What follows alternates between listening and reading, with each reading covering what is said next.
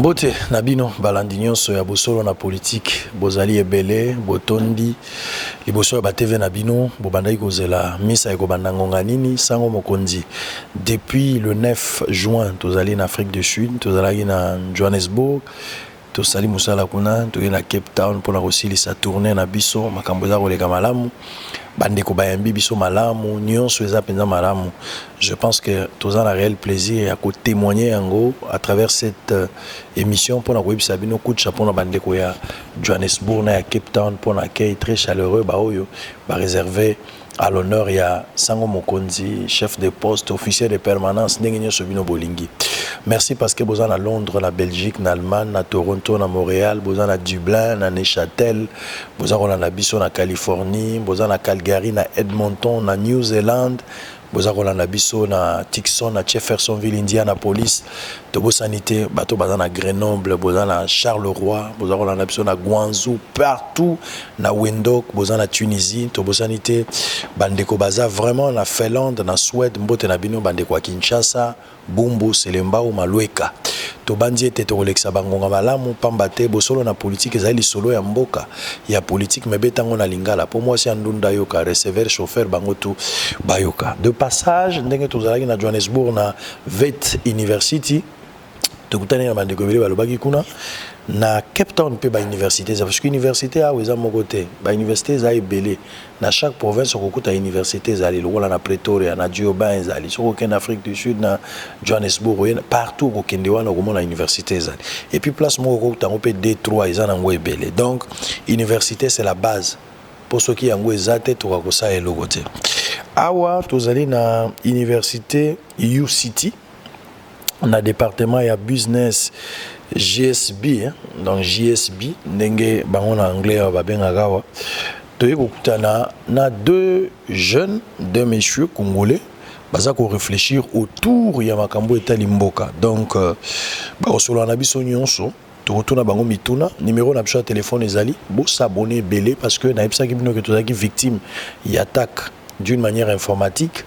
Batomité mambe ba attaquer contre Nabiso Bosolo na politique mais quand cela nous tient tozui mesures moko palliatives et temporaires avant que YouTube a meka ko rétablir son barreau na Nabiso donc bo s'abonner na Bosolo na politique officielle bêta officielle na féminin des ailes au moment na sango mo continuer swezali pour ce faire je vais leur saluer les deux mais solo na bango tour à tour parce que bazo intervenir dans ba domaine vraiment séparé Nyon soit les alliés pour faire avancer les choses.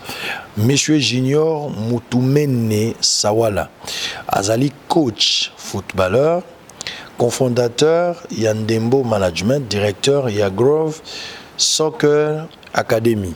Yenda Zanabiso Awa à ma droite. Bonjour Ndeko. Bonjour Sango Mokonzi. J'espère que vous avez malade. Nazamalam, merci. Bon moyo. Oui, on a bien Nazamalam Nzambatiki Bisote. Sango monaka musika le lako mi réalité pembeni na yo toza ko solo la impression d'abord pour na bosolo na politique et du fait que Sango s'est déplacé de Kinshasa pour cette politique de proximité omoni yango eza elo malamu dans le sens où ezala toujours important pour na likambo ya développement ya mboka to ya compagnie ou bien la société ya rotala eloko nini zo salema esika mususu pour na yeba ete eloko nini ekoki kozala bien pour na avancement ya makambo. Très bien. Kosolo la lisolo ya politique to ya mboka mais to betango na lingala ozomona ngo humiliation valeur ou bien considération. Eza considération munene parce que ezo permettre biso to miye balisusu malamu pour langue eza force ya population et na sepela makasi donc déjà dès le départ au lobby que ça les na biso et makambo boyeza encourager il faut tout continuer bongo pour na ko lakisa authenticité na biso na makambo. Alors je vais revenir vers toi parce que tu n'es pas seul sur ce plateau. Bazami Balé à ma gauche, tozali na Ndeko, monsieur Dodi Bakalanga. Il azali entrepreneur, étudiant en même temps, mais bangomi banene bavani na plateau bazali ancien travailleur ya Shell pétrolier. Boyebi Shell même na Kinshasa tozara langwa une période so komi na pont matete, on a babenga remo ka Shell ezala ngande place one.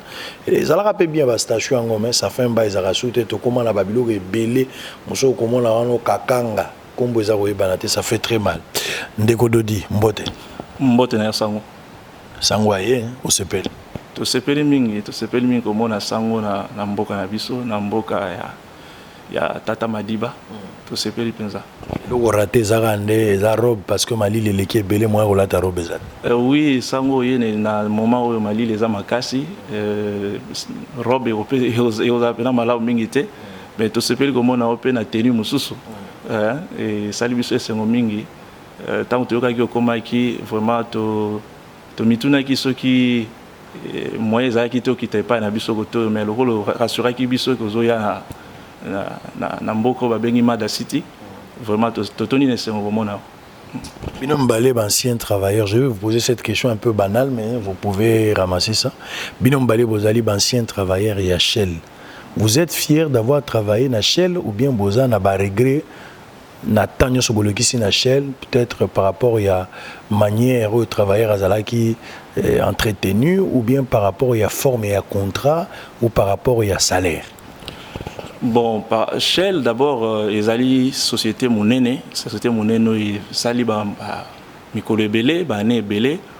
Quand travailler dans Shell, ils qui expérience moko malamu mingi, parce que ils allaient compagnie multinationale et expérience auto zuikuna ils allaient auto tigala rozwate na mboka. Ngai personnellement, na mboka na tigala au travailler te. Quand on a ici ba classe. Immédiatement on a bimaki pour ya awa et puis na continuer ma classe ko sala pe vi nanga ya.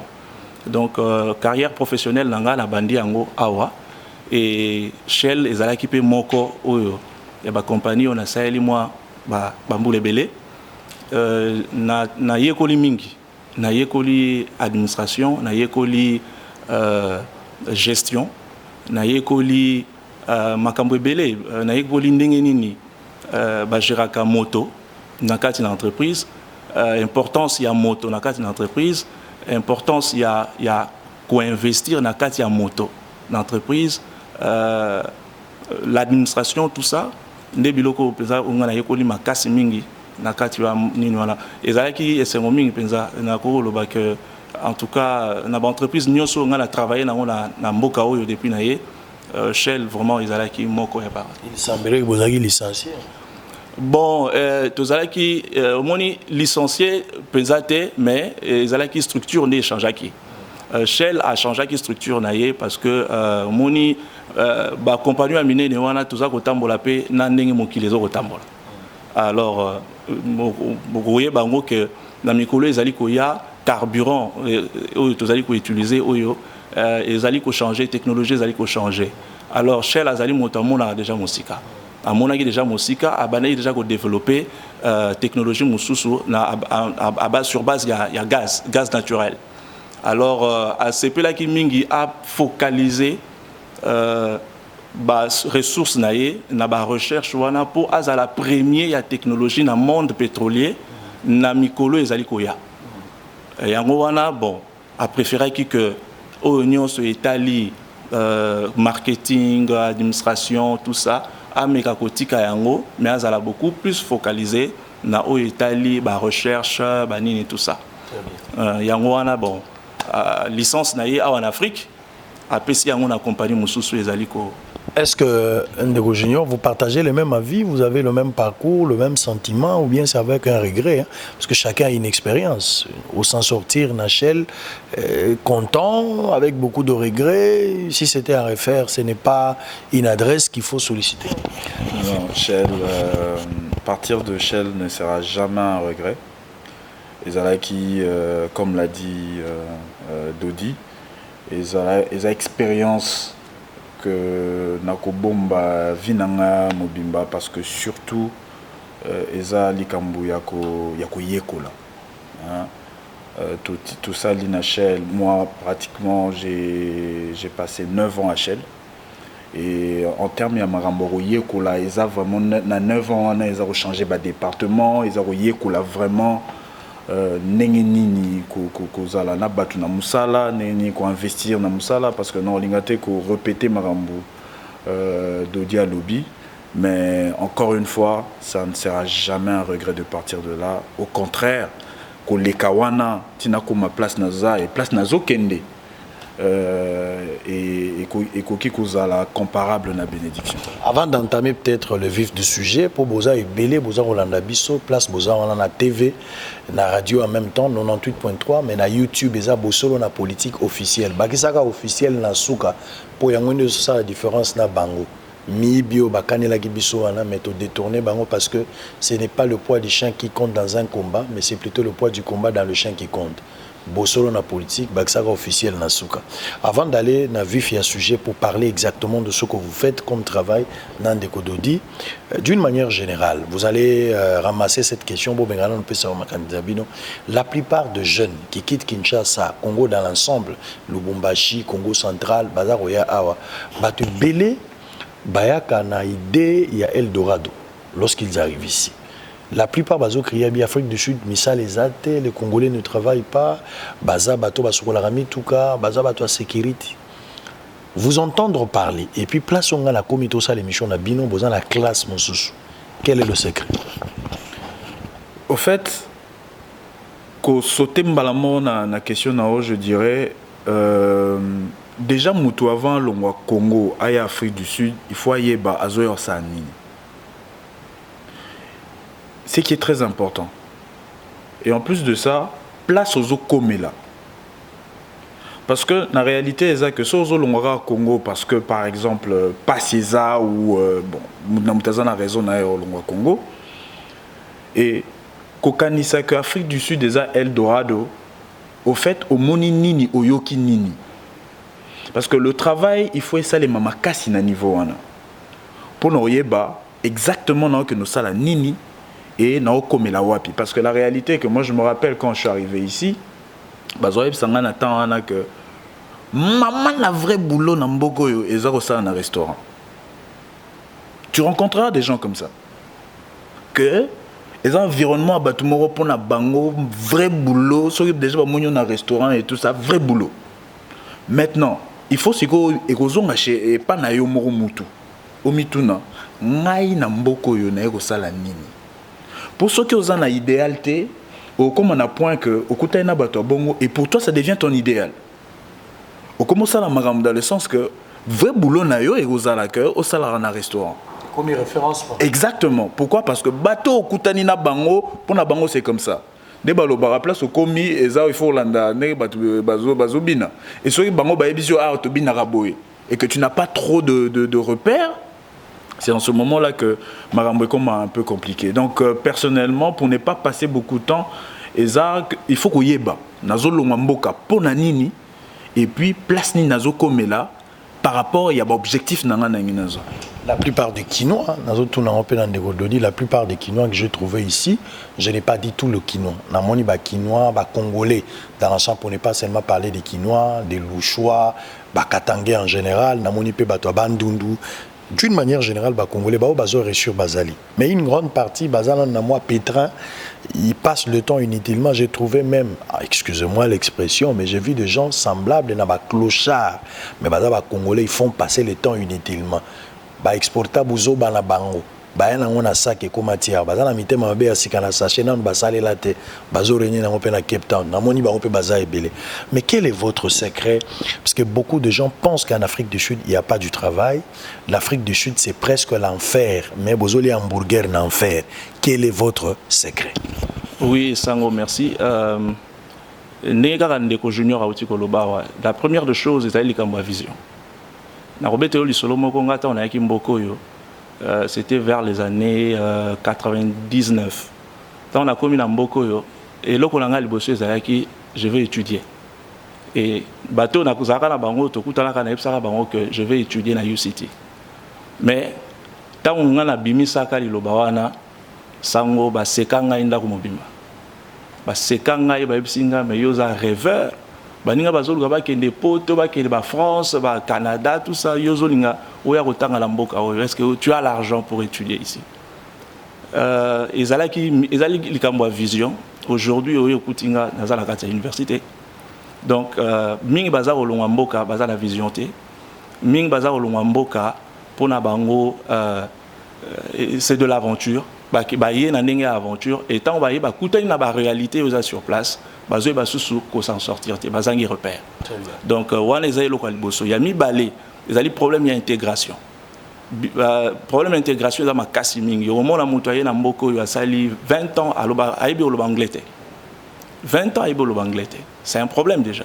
Parce que comment yo ko s'intégrer même à tes informations ozo ko reçoit information te ozo se fier na ndeko na yo congolais aza pembeni ozo peso information ayebi yango pe bien te bozo suka kaka bino na milieu na bino alors que bureau eza place wana okoki ko kende otuni information ozu information na source.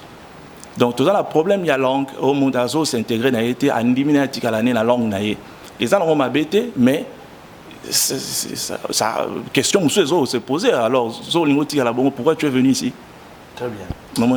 Il y a un problème très sérieux. Tu sais que j'ai rencontré des Congolais à Zolobamaka Mamboka. Tu vois Félix Tshisekedi, tu vois la Cour constitutionnelle, tu vois Fayoulou. Tant que tu n'es pas ndeko, bon là dans l'émission mon quoi, on a tout ndeko m'expliquer ngayo zola ki ngwa. Ndeko singa bio na yo ka papa mo lire mais n'importe quoi. Il faut être quand même à mesure et à juger une information. Parce que ce qui est déficit de communication et les alliés, ça crée des suspicions. Il faut être à la source pour avoir la vraie information. Alors on va parler de ces sujets très importants. On parlera de l'éducation, on parlera aussi du football. Parce que na Kinshasa, nous en avons marre avec cette histoire, l'escroquerie à ciel ouvert, il y a école académique. Académie sportive. Et comme il est belé, à part Oudjana, Yana, Mama, et belé. Qui dit mieux? On forme qui là-bas na biloko wana toza na kan tozo kende kana ndé to ça l'émission le 21 déjà kan ezo banda bon kan ezo banda tozo kende un objectif ni na kan pour to gagner ou pas pourquoi na sport depuis tozo ka coupe d'Afrique ndenge tozo kende on évolue plus sur le plan na continent africain bien que to comme na 5e position mais bah résultat est compté toujours Lukatoza Rosayangote bah na chan ba beta kimo makamp mais pourquoi on ne forme pas des écoles dès le bas âge toujours ba na o bakoza na moboko lobipe parcours et monani parce que avant de devenir grand comme je l'ai toujours dit il faut accepter d'être petit. Pourquoi ne pas traçabilité bah tu vas mata graduellement jusqu'à ce que ba comme na sommet pas minde les ali le résultat à Messi lelo c'est un travail. Les résultats, il y a Cristiano, c'est tout un processus. Mais pas l'habitude, tout le monde a bimi boy. Na 28 ans, c'est les 18 ans, mais ça ça fait très mal.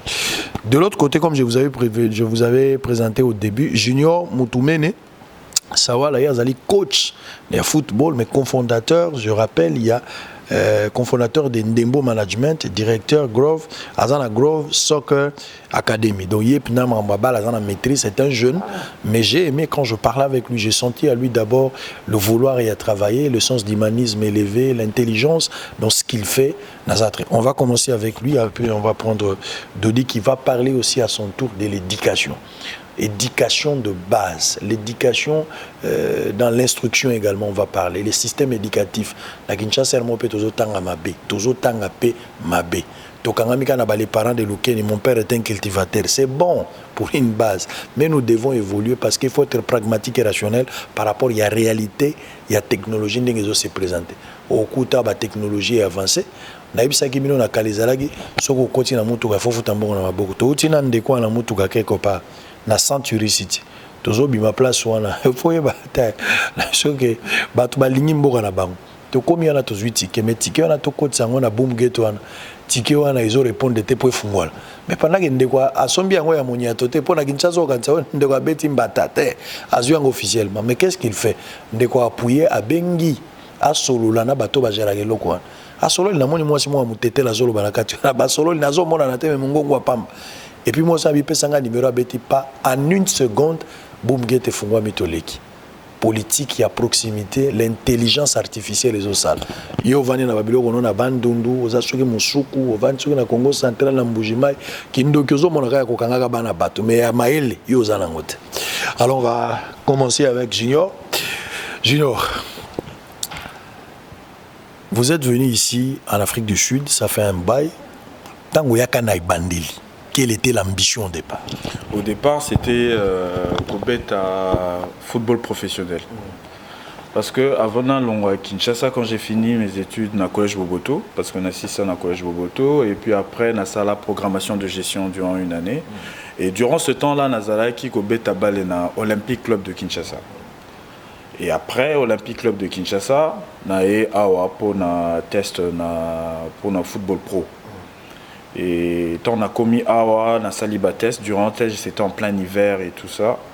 Et avec les difficultés à langue et tout, et après je suis tombé malade. Quoi qui est vraiment malade, j'avais fait un début de tuberculose. Et du coup, avec ça... Tu as eu une infection pulmonaire. Oui, ça ouais. Je ne sais pas si... parce que je ne suis pas très bien calé en termes... comment dire, médical pour faire c'est une infection pulmonaire. Ok, ouais.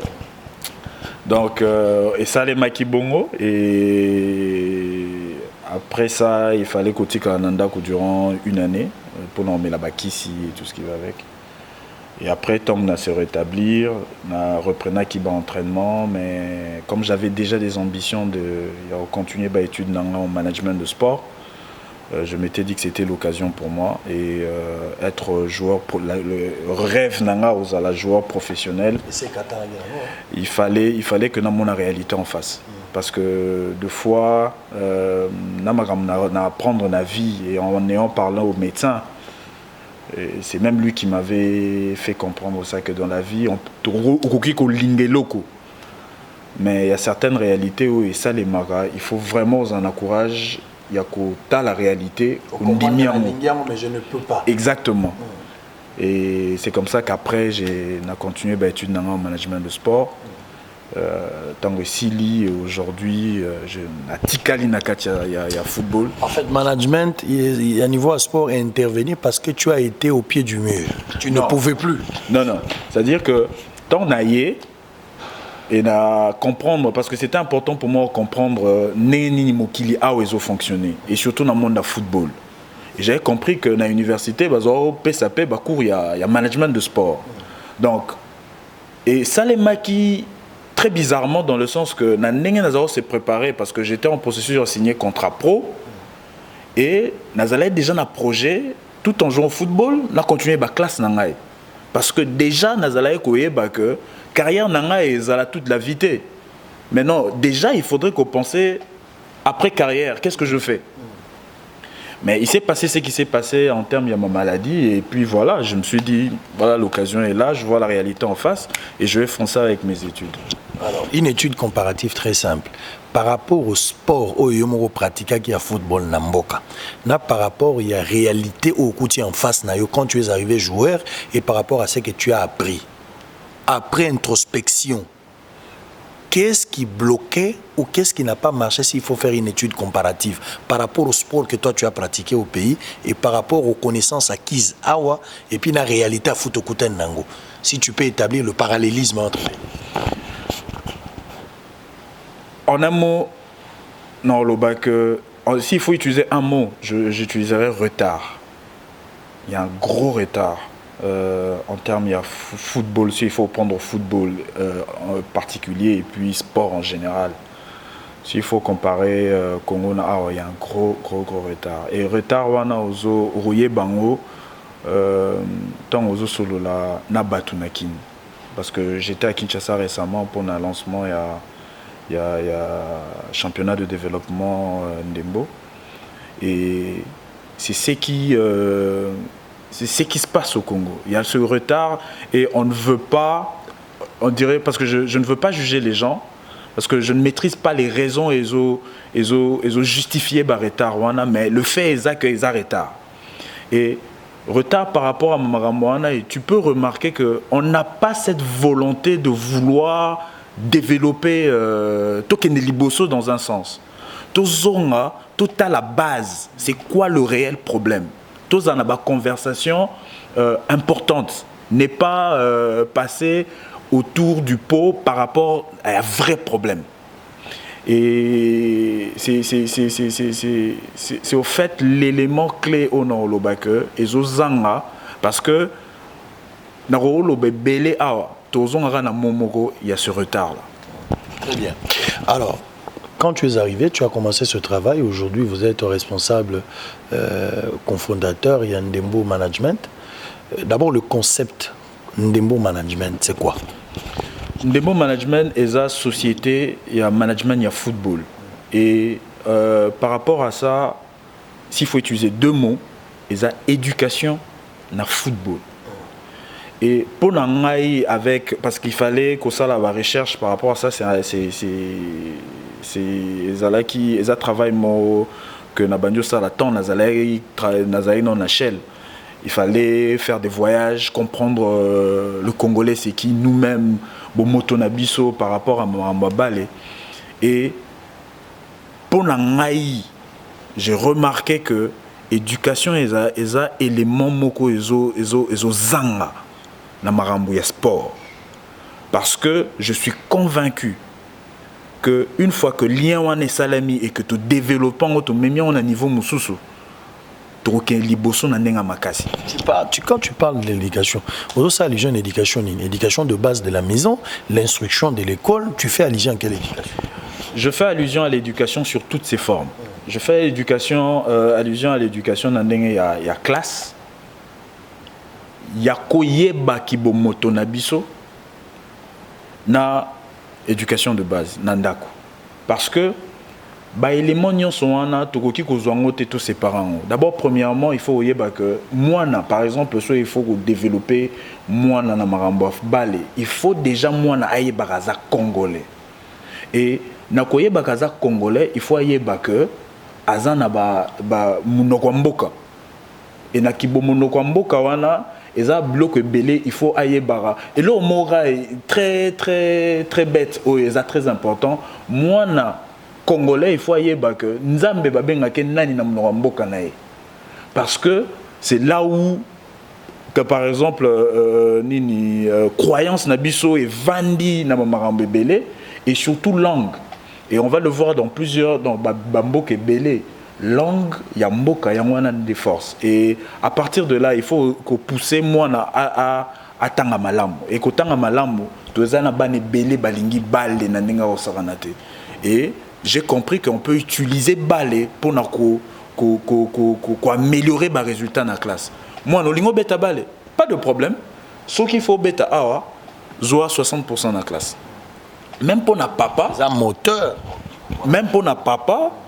Pour papa belé la réalité na Congo est que pour tant tozokola tant nazobeta balé et belé bazoro lo bagé non moi no et tout ça au kata classe et tout ça au simbakisi mais balé na monde lelo ce n'est pas ça il peut combiner le deux oui lelo tongo na la Kinshasa nazomona papa ye morako sombela mona boti na sombela e protège tibia asombele vareuse ala tissé nini vareuse en messi que au sentir déjà que conception on est comment changer.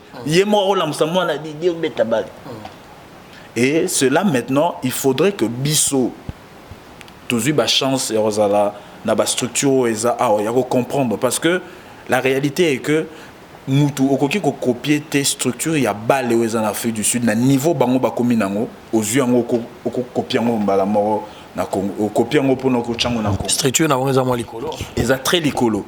Mais si quoi aux yeux en copier en Congo. Et est-ce que Esimbate pourquoi parce que d'abord biso ki bomoto na biso ezan ndenge mususu ba structure na biso ya mboka ezan ndenge mususu et en plus de ça pour Afrique du Sud comme à niveau ba nango ba l'équipe ba étape. Très bien. Alors on va parler un peu au Mégana on peut savoir sur ma précision. Nous ne sommes pas experts en matière, yom tozana moi noble responsabilité wana. Quelle différence est-ce qu'il y a-t-il une différence entre l'école de football et l'académie de football? Oui, il y a une différence. Laquelle? Il y a une différence dans le sens où différence nani imi balé académie est plus accentuée sur le plan éducatif. Que moi il faut avoir la structure moro vraiment de base dans le sens où il faut bazolande la ndenge évoluer na classe.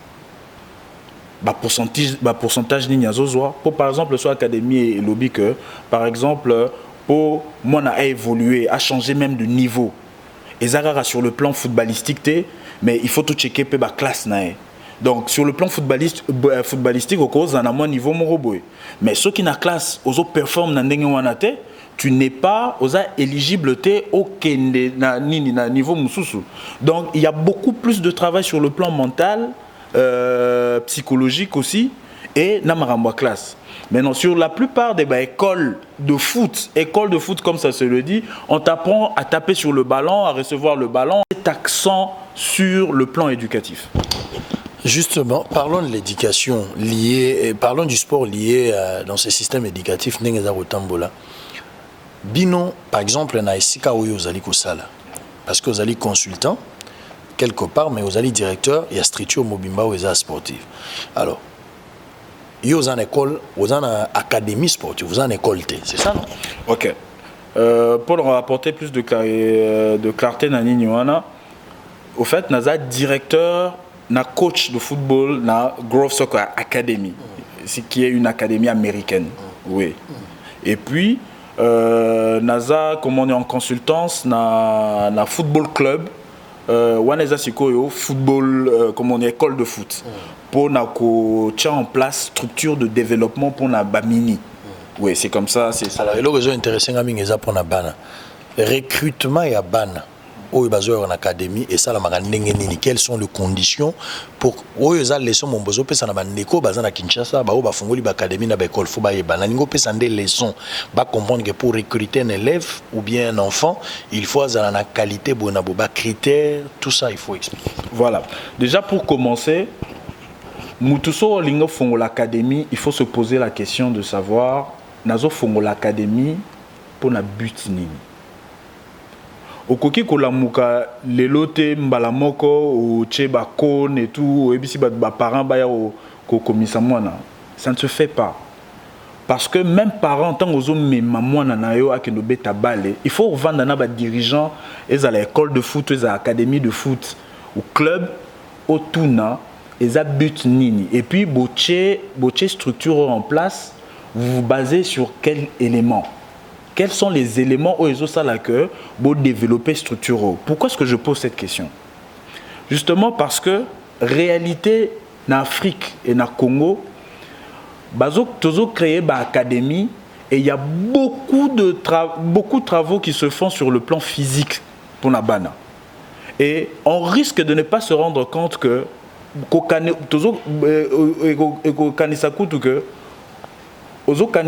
la malamu mais nous potentiel talent ya mwana. La réalité est que na Congo, on a ba recherche ngamo na sali son engage que moi. Je remarque que il doit avoir plus de travail, il faut ça les manaba niveau à école de foot sur le plan Yamutu. Et ceux n'a vu par exemple 100% et on a quelque chose comme 35 à 40% sur le travail physique. Na développement ya mwana et puis 60% mobile il faut la travail il faut axé sur mental, psychologie, na intelligence à football. Et on va le remarquer, ce n'est pas pour dénigrer mais c'est la réalité, on le verra quand on suit match sur le niveau africain et tout. Et dans beaucoup de cas, il faut observer vraiment avec beaucoup d'attention au monde que à un certain moment choix de décision voilà et ce que Babiloko wana exact du jour au lendemain au bandio betambala on a 20 ans il faut bana on a bomona parce que je te na salo calcul moro très rapidement pour comprendre tous moi azana 6 ans et moi na azana structure de football et développement à Betara par exemple on a 20 matchs par an par année scolaire à Betara 20 matchs.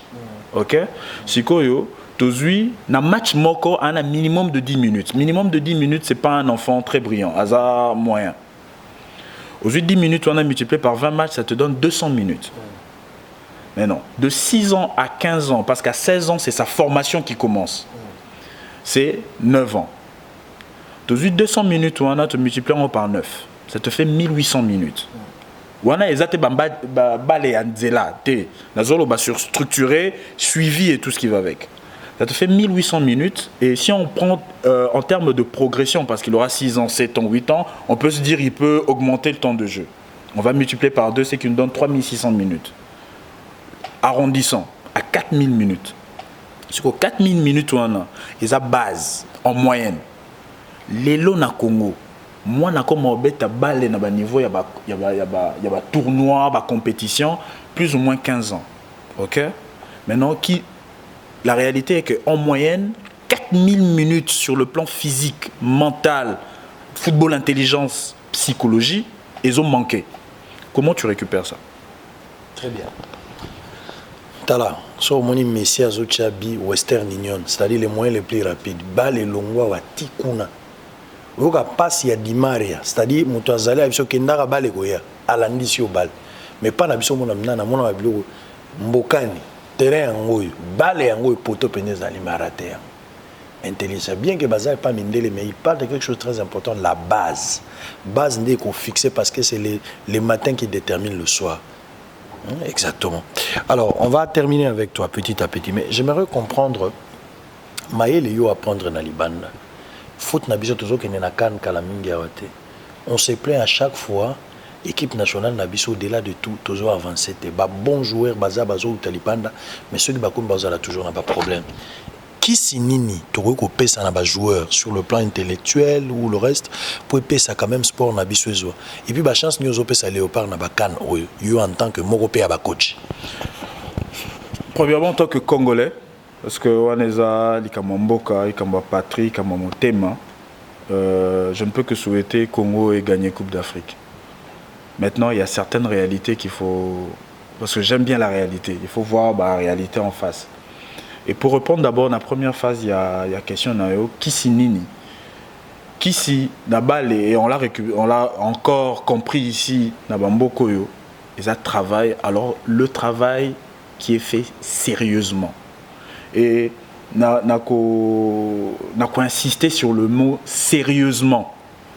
Parce que réalité est que na Congo, il faudrait que Batouba Vanda de comprendre et améliorer structure de développement parce que ngai la réalité il y a sport na Congo na mona ngolo là on s'occupe il y a que maintenir ba université mais toujours tonga ba école té. Donc c'est-à-dire que toujours maintenir ba université mais ce que école les athées quel genre de personnes ba côté université wana. Parce qu'on ne s'occupe pas de la base. Et il faut déjà au niveau, il y a Congo, il faut tous avoir déjà une équipe type dès moins de 7 ans. C'est-à-dire, tu vois, par exemple, on a un projet toujours lancé bientôt, le projet Kinshasa Division 4 districts. Et le but d'ici 5 ans, c'est d'avoir un championnat de développement dans chaque district. Siko Tobani a 3 catégories d'âge. Moins de 7 ans, moins de 10 ans, moins de 13 ans. L'idée est que dans chaque... Parce que d'abord les enfants qui sont scolarisés. Donc moi, on a des classes normalement la semaine, mais chaque samedi matin, dimanche soir, il y a match de championnat comme ça.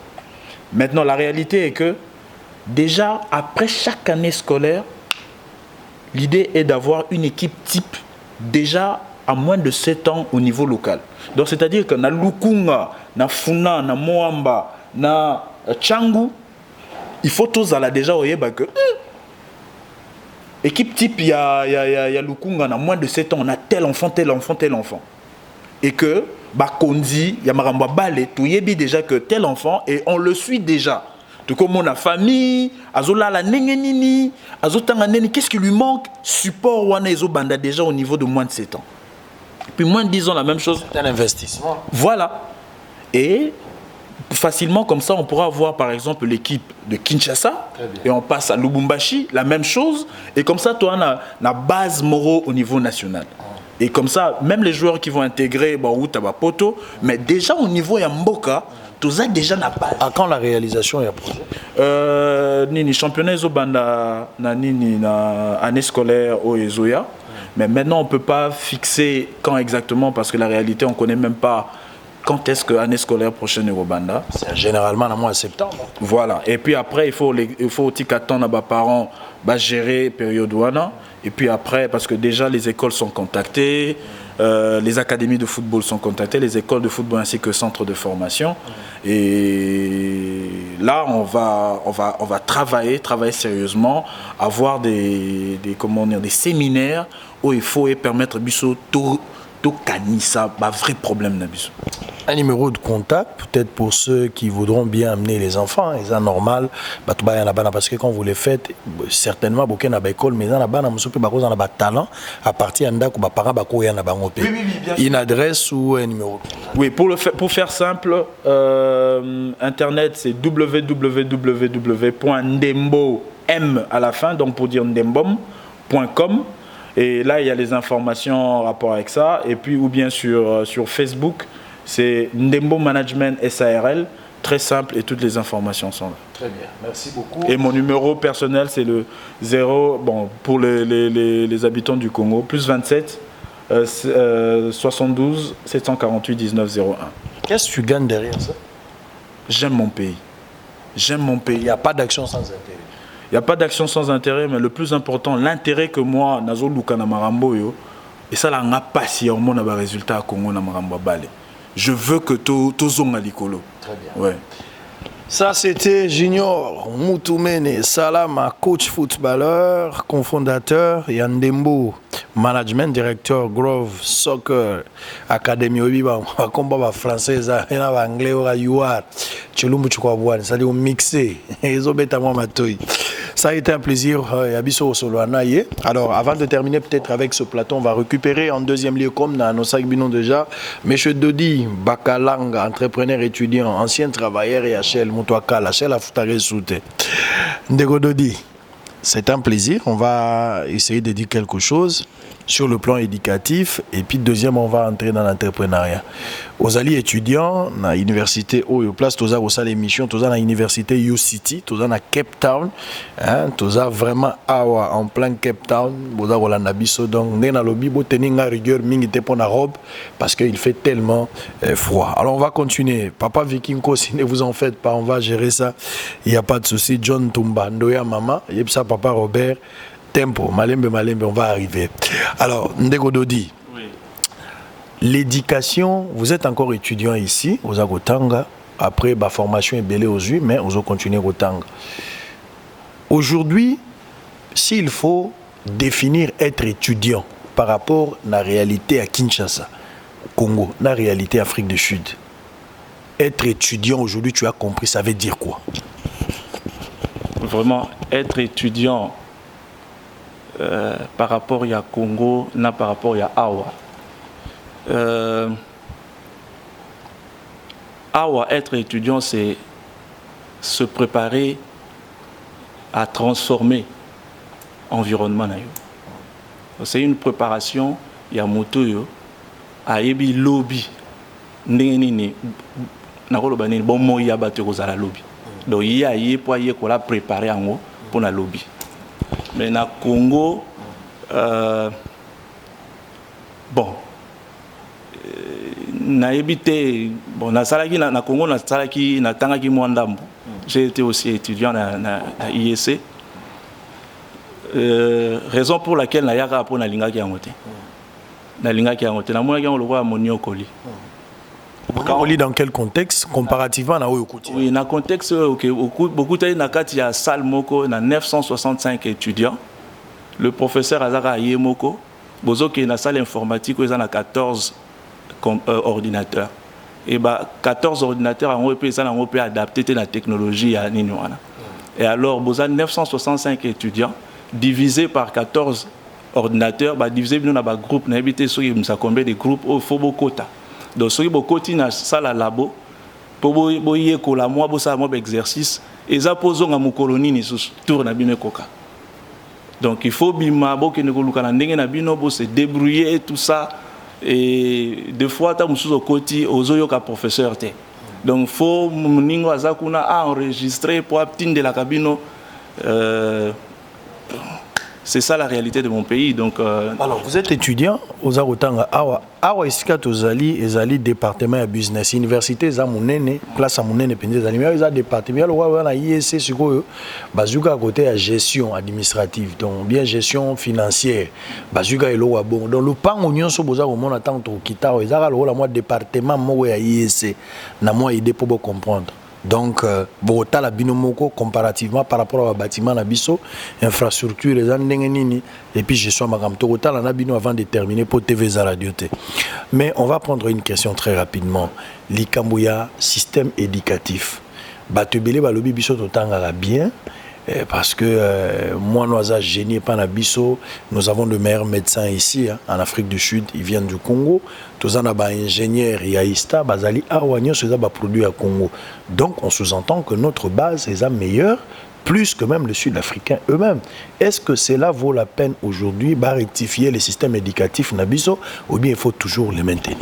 Le système éducatif nabiso na tout le temps que base ndenge batangi sarabiso na niveau primaire secondaire na sepelaka nango mingi puisque tant on a comparé na bana oya awa ya Afrique du Sud nazo mona ke bana biso bayebi mingi bayekoli mingi et déjà sur un diplôme d'état na akoki ko se débrouiller déjà alors que en Afrique du Sud moi nata so azui diplôme d'état ou ba bengaka comment on appelle ça bac ou bien bon bac ou bien diplôme d'état. Voilà. Déjà à partir de Wana, au moment où on a moyen penza à s'en sortir, penza exalté. Mais bisoto on engage les gens dans tout le monde a un diplôme d'état mais ils travaillent déjà. Awa ils ont un peu une fois qui est des sous mon musique. Mais à niveau psycho il y a université à niveau supérieur, déplacement dans le monde que parce que l'Afrique du Sud a formé à ce que aussi ici une classe directement aux alliés aptes il y a aussi la moussala et puis tu es un spécialiste dans un domaine donné. Très bien. Alors spécialisation il y a des autres salles qui ont moins force par rapport à généraliste parce que par la biso généraliste on attend bazo aussi les sana société bazo à la bina utilité parce que baza bloqué à un certain niveau. Alors par exemple toujours qu'il y a un cas précis. Par exemple bateau basali médecine awa par rapport à Kinshasa, j'ai donné un exemple très précis. C'est vrai que par la biso ba formé ba généraliste mais la plupart des bons médecins basaliens ils ont congolais par la biso. À part sur le système éducatif, pratiquement l'État devrait améliorer quoi dans notre manière d'enseigner? C'est vrai que tu parles ça d'une manière générale, il ne faut pas former des spécialistes, mais donnez-nous des cas précis. L'État devrait mettre quoi aujourd'hui si on rectifie ces systèmes éducatifs? Ok, le monde des autres peut évoluer, la technologie n'est pas à un seul exemple, par exemple, Awa Namboka Oyo, au cause à la jamais professeur et aux 20, 5 ans, 10 ans, aux autres publiés. C'est impossible, mais et pas nabiso au monde à professeur aza se contenter na basilabis. Or il faut publier au commis et au sali ba recherche au commis au publier au yena biloko asika bana batangi eloko asika. Par exemple année passée makambo ngana tanga ki bano ba koti lelo batangi yangote année ba balo ba kisi lisusu makamuso asika. Alors côté wana je pense que le gouvernement face à la vraiment effort n'a ko aider ba professeur côté système en place ko aider ba professeur ba yebaka ko se recycler à chaque fois ba yebaka se recycler et puis côté la paix standard to benga ngo benchmark na niveau international makambo ke ndenge nini bana ya niveau tel bazo tanga nini omoni et puis na ndenge technologie est avancée par exemple bana ya awa déjà ya école secondaire ba na ba classe ba commencer nga ba iPad. Il faut moins un iPad il faut moins un puisque et ça ba recherche musu ba bandi déjà pour apprendre moins ça la recherche déjà à niveau secondaire les gosses qui à côté à internet à ça pendant que bazana professeur na classe c'est que na Congo l'ikamu d'abord la recherche moi nazo kende voyer ko la recherche na université or biso awa recherche on va nos salles et na cyber mo ya coin ils a côté 24 voilà OK awa moi na classe tant ba pesa ka ba benga on bulletin de vacances hein au ba parents billet de vacances ba parents faut ba somba biloko ya bano ba OK nango na classe na année aux aikoya romona bazo koma kuna na kati il faut iPad et il y a pas PCP ba spécification parce que bango ba yebi musala ba ko sala na iPad wana na bana. Donc la technologie ezali vraiment que jouer rôle moko makasi et puis il faut que tu la paix ba programme hein biloko bazo tangisa bana na utaki ko loba bazo tangisa bana nini. Hein na opeso exemple moko ta on a na Congo mobulu ebimaka na kati ya nini na kati ya salle tango tozo kotanga étudiant moko à lobby qui a les acquis sur qui a découvert l'embouchure du fleuve Zaïre et t'as problème pas que bon le lobby c'est Diego Cao c'est Diego Cao a découvert mais Diego Cao avait découvert l'embouchure par rapport à qui par rapport à biso ba congolais tous déjà ko vanda wana ou bien par rapport à baoyo ya libanda. Si vous avez que Diego Cao a découvert l'embouchure du fleuve, si vous avez mensonge, tu as la vérité. Au moins, tu as adapté ma makambo. Na côté à histoire, tu as la makambo belé par exemple na mboka oyo. Bazo ko s'intéresser d'abord à connaître l'histoire ya mboka na bango au fond. Avant ba ki na avant le living history. La luka ba bloko wana mais biso ba tondi si biso na makambo ya libanda. Oya biso moko nanu toyebi malamu te tokoma ko tâtonner na ba débat mususu moni oya pesi makambo na ye oya lobi makambo na ye mais qui dit la vérité c'est quoi na tout le monde ba question ka moi mike tant de wazolo ba makambo ya histoire photo ba na histoire na biso yo beta lisolo Livingstone ya Tchoukoutien ya Néandertalien ya Pithecanthrope ya ba Homo sapiens c'est bon mais ya Kimbangu mvuluzi ya bandombe yo ebi yango te ya mama mwilo ebi yango te Etienne Tshisekedi ya Lumumba ebi yango te ya Chombe ebi yango te ya Kasavubu ebi te Mobutu ebi te mozo se contenter mingo beta lisolo te Abraham Lincoln yo ka français Abraham Lincoln oza ko beta biloko te tala nani Jeanne d'Arc wana boza ba expert nango mais ya yo moko ya kobeta moi lisolo ya ndeko na yo moko asala ki Rossi Mukendi o sala pe expérience we ba ki Rossi Mukendi Thérèse Kapanga la Lick Nkulu la Shebeya Arma Tungulu Etienne Tshisekedi boko ko sala ngote eloko bino bovandi ezaka po badotanga bato ya libanda o te nani tel alobaka na livre na etel c'est beau bien mais parlez-nous aussi des références mais on nous reproche aussi parce que ba écrivain congolais ba komaka ba so bazo komater parce que tam so ba structure pesate ba structure d'appui à soutien tout ça exaté awa ba structure est belé na Congo je me rappelle tant azaki moi na moké tozaki na même ata ba maison d'édition moko boyé pas ba sango bazaki na loyo là je pense et puis na mususu ezaki na bosani mais biloko ngo na habité yo uti Congo sikoyo na habité soki ezala kaka moi ko publier d'abord livre et ça c'est tout un problème kokoma tout ça koko nyanga za so professeur maintenant na publier te koko nyangi koko yo mtu koko et puis nyangi bon nano publier te ndeko awa bozo tanga combien d'heures bon biso awa par exemple na école ya faire to tanga ka de son amina calculé classe bandara na 8h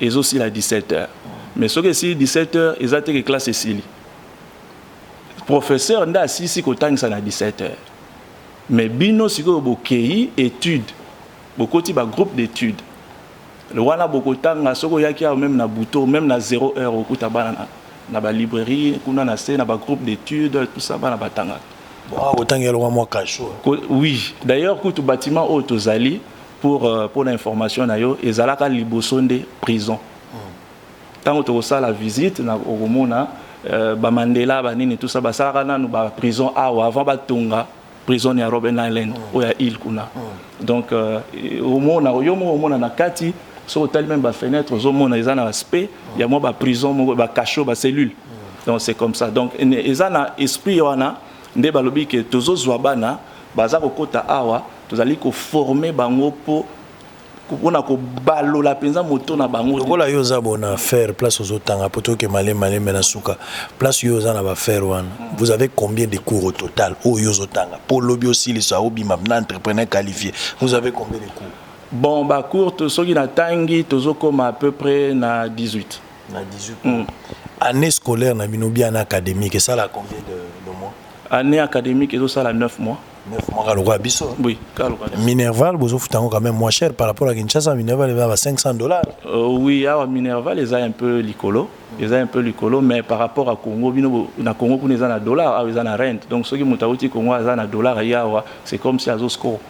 Voilà. Donc Minerval les ont nagé entre 6 000, 7 000, 8 000 dollars. Vous avez une bourse pour étudiants?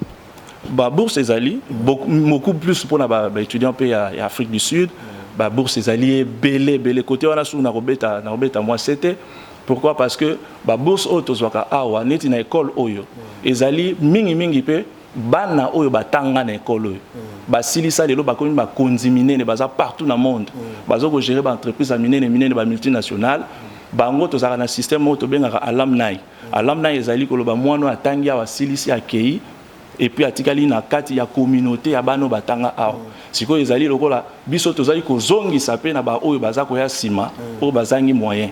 Donc c'est-à-dire que so na kei na comme lokola PDG quelque part naza ko kanisa pe école nga na tanga naza ko tinda moi quelque chose awa. Yango ne sali lokola fond ya université za ko pe sa bourse na ba oyo penza vraiment baza ko kokate baza na problème. Wana c'est un. Deuxièmement ba entreprise o ezali awa baza na partenariat na université batinda rapé moins loko surtout pour na ko futa ko aider entre université et fonctionner peut ko pesa ba bourse na bana o bazali brillant et puis aussi pour na ko suppléer na ba paiement ya ba professeur parce que ba professeur ming bazawa ming ba uta ba États-Unis ba uta ba Londres ba uta ba nini ko futa ba société privée ou bien publique? Ba société privée na public biso pa na biso. D'abord, bilo mibale. Ozoka batu batanga wa, mais bazo raisonner nini bako ko pesa coup de pouce na ba étudiants au batikali. Bino ozanga ba les ressortissants de BDD. Na boza na université même tachep na nous les ressortissants de BDD. To kuta na ba 13h. Bino reproduisa ya ngandajika. Mais non, mais cette histoire c'est de la merde. Et ça roboma biso. Ndeko expliquer très clair comment nous pouvons faire pour faire avancer les choses. On va terminer peut-être par rapport à une question de curiosité. Bozo tanga la langue nini parce que l'ikamo intégration le bac c'est aussi un problème. Pas tout soupe on a base je anglais au côté à tout expliquer. Ceux qui tozo tanga na lingala to na facilité à gozo. Mais tant on a adopté langue monsieur comme moi problème. Bino bouti Kinshasa ba o bazana maîtrise ya anglais te. Ba ko tanga ndenge to bango mo ba sud africain ba o ba comprendre. Ok, Afrique du Sud a meki ko fungo la penza pour na ko tia éducation accessible na motonyon so à comprendre. Le rôle en Afrique du Sud, bazali ko tuna yo na kati ya université ba tunio langue nini yo lingi par exemple au maîtrisa au lingi otanga na yango. Ba tozana afrikaans tozana anglais ba msu ba zapena ba langue na bango national awa o ba lingi atangi na yango. Ba benga kosa. Ata Kosa, ata Zulu, ata Tswana, ata Sutu, ata donc o ya linga tanga nango akoipe ko tanga nango. Donc eloko wana pesa très important na mboka na biso au moni mutu so azotanga na lango ya maîtrisa o ya kolela aza ko comprendre ndenge mususu na wa azotanga na langue mususu. Malheureusement pour na biso to uti libanda tozana ba langue dans l'unité langue o ya biso o to ko se communiquer na bango facilement ezaka anglais. Donc tozali ko tanga na anglais. Donc c'est un peu ça. J'imagine que na mbujima ibobache université mutotanga na Chiluba.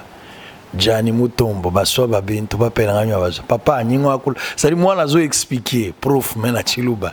Tala niveau ya distinction. Uche mwana na Kimongo lila ko likambile neti fauteuil na 316. Dali mwana zo expliquer na Kimongo. Est-ce que zo baba génie to kozala? Parce qu'on a français zo boma. On a bana msuso te allo. Tant on a solangalo binando yokoto maba crasha. Olalo ba que tu craches ya yo maba crasha. Pour confusion par rapport il y a texte. Non, mais ça a été un plaisir. Hein? Oui, n'a ajouté le mot. On va terminer par. Oui, Oyezali vraiment nakolo banini particularité il y a école Oyo. Oyezali dans zo lancé en na bandeko bazali na Congo. Au moins na Congo nous avons un problème. C'est vrai. Awa tozoa ko yekola business. Ils ont école, il y a business, il y a école internationale parce que les étudiants ont de partout dans le monde, les professeurs ont de partout. Tous on a une collaboration, on a une grande université à monde, Harvard, Oxford, tout ça. Mais tant que vous formez pour tous les entrepreneurs, il y a lobby, ceux qui ont un entrepreneuriat, particularité dans Bango, ils ont formé pour tous les leaders. Donc le problème c'est que nous avons un problème de leadership. Nous n'avons pas un leadership bien formé où ils allaient côté la lobby nabiso, ils allaient projeter ma vision et puis qu'on sangi sa mboka pour nous mettre bango vers une vision donnée. Alors awa baza ko former quand vous avez la business mais vous allez un leader. aux alliés appelés ya ma vision moko pour transformer environnement na yo. Donc leadership na biso awa les alliés bazar former biso pour na que leadership il faut beaucoup plus basé sur les valeurs. Très bien. Donc un leadership qui n'est pas basé sur les valeurs, ils ont déjà un leadership moko etengami. Très bien. Omoni. Et aussi et là comme sous particularité aux tozana ngoli sous awa ils alliés tozana concept moko oyo eza e bandaki na université à Harvard aux États-Unis. Et puis eyeti kotoyo et puis yango nde toza kosala nini la campagne nango ezali otobengi shared value ezali concept moko professeur moko comme Michael Potter na Harvard yemuta bandaki yango elingi koloba nini elingi koloba entreprise et que osali mbongo ozokozwa mbongo mais toluka mayele nini akosala kozwa mbongo entre-temps ou eko permettre biso entre-temps to résoudre ba problème socio-économique ya mboka. Donc kolobaka ka que non na teka bombo pona zwa mbongo ozotala profit na yo mais te est-ce teka bombo ningo teka bombo est-ce que mboka wana ba biso ke bana posa bombo. Très bien. Oui, ma besoin un milieu. Nous sommes arrivés à la fin. Bozalaki belé liboso ba TV na bino bo banda otala bosolo na politique to sali on a Cape Town na université Youth City. À place Tozali. Je rappelle que sur ce plateau, Nayambagi Monsieur Junior Moutoumene Sawala, Azali coach footballeur, cofondateur et Ndembo Management, et puis directeur et Grove Soccer Academy.